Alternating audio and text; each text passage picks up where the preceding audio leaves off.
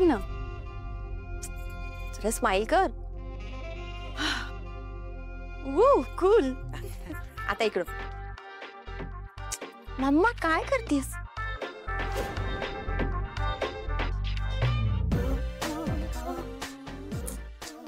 Poses तर तुम्ही ना, मी त्यांचा काढून येते. बघितलंस, एखादी बिझनेस मीटिंग असती तर उशीर केला असता का समरदादाने? आलो आलो आलो.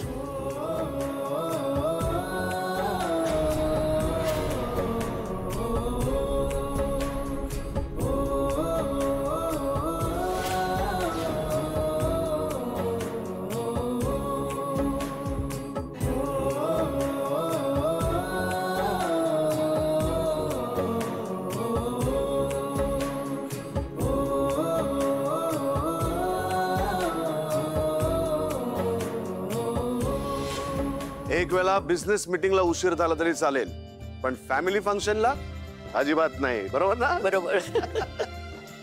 अर्पिता, हे बघ माझ्या लाटक्या बाचीसाठी मी काय घेऊन आलोय. तिला हवं ते. तिला हवी तशीच वाटी आहे का रे? आजी तशीच नाही, तीच आणलीये. म्हणजे म्हणजे काही नाही ग, अर्पिताला जशी हवी होती ना तशी. लेम. काय झालं? हे काय आहे? चांगलं नाही दिसत आहे रे. दुसरं काहीतरी घाल. एक काम कर, तुझ्या रूम मध्ये कुर्ता ठेवलाय तो घाल. ओके? पण हा तूच दिला होतास ना घालायला. अरे पण वाईबच करत नाहीये ना. हे बघ, या कपड्यात फोटोज नाही काढायचे हा पिंट्या दादा, सांगून ठेवते. अरे सगळ्या फॅशन मॅगझिन्सच्या कव्हरवर हे सगळे फोटोज जाणार आहेत. ओके, चल चल चल चेंज कर. चल. पण ना, यू काय हा काय मायथॉलॉजिकल कॅरेक्टरचा ड्रेस घातलायस? मायथॉलॉजिकल ठीक आहे, पण मी कम्फर्टेबल आहे. पण याला काही ड्रिपच नाहीये. ट्रिप म्हणजे fashion sense the. And you बदल. हे बाकीच्या लोकांचे कपडे बघ आणि हे बघ. निदान फंक्शनला सूट होतील असे तरी कपडे घालायचे ना. And one thing is confirmed, फोटोमध्ये मी तुझ्या शेजारी नाही उभी राहणार. जसं काय मी हिला मांडीवरच बसवणार होते. Excuse me, what? हे नाही, बरोबर आहे तुझं. पुढच्या वेळी ना शॉपिंगला मी तुलाच घेऊन जाणार आहे. शॉपिंगला जात नसते मी, ऑनलाईन शॉप करते. शॉपिंग? How LS? एलएस म्हणजे लो स्टँडर्ड. हो. आजी जाऊ दे ना. काय असं कसं जाऊ दे?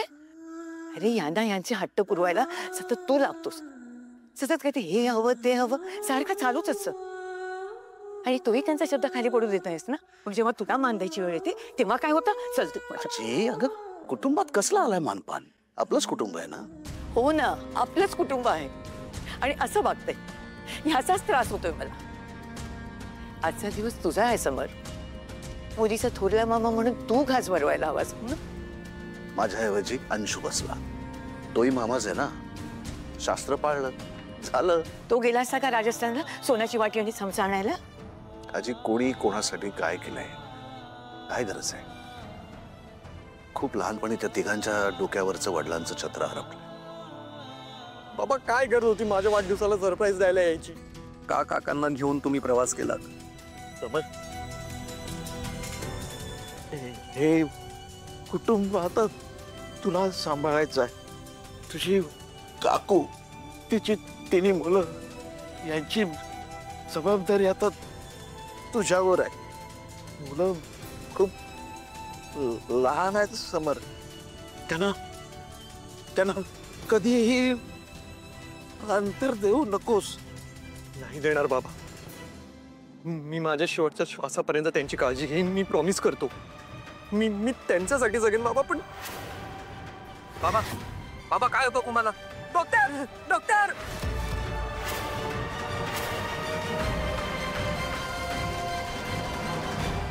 त्यांच्या आयुष्यात वडिलांची कमतरता राहू नये यासाठी मी प्रयत्न करतोय आणि मी करत राहणार. अरे पण त्याला 27 वर्ष झाली आता. पण मी नाही ना विसरलो आजी.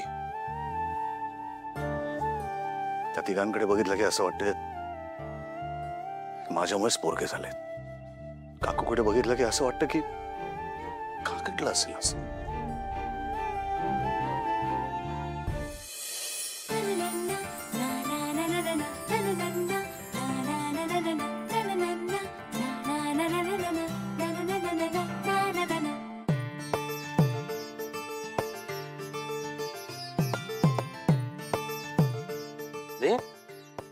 पेढे का?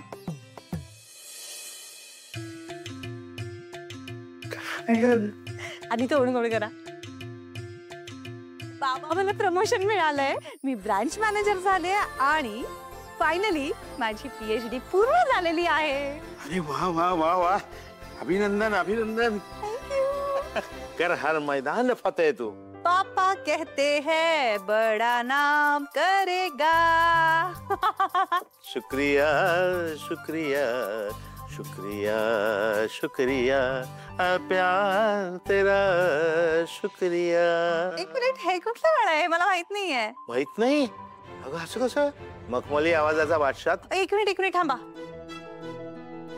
हा सांगा, सगळे डिटेल सांगा गाण्याचं. गायक तलत मेहमूद, त्याचे संगीतकार अनिल बिस्वास. झालं. अशीच आहेस, लहानपणापासून अगदी अशीच्या अशी आहेस तू. नाविन्यपूर्ण काय असलं की लगेच लिहून ठेवायचं. तुझ्या या गोष्टीचं ना मला खूप कौतुक आहे. तुला खरं सांगू नंदू, एन्व्हायरमेंट सायन्सचं शिक्षण घेता घेता तुला तो ट्रॅव्हल कंपनी मधला जॉब स्वीकारावा लागला आणि तो तू स्वीकारलास. ते मला आवडलेलं नव्हतं आणि मला खरं खरं सांग, तुलाही ते आवडलेलं नव्हतं ना. असं असताना सुद्धा तू जॉब करत करत प्रमोशन मिळवलंस, ब्रँच मॅनेजर झालीस आणि हे करता करता PhD सुद्धा मिळवलीस. याचा मला खूप अभिमान आहे.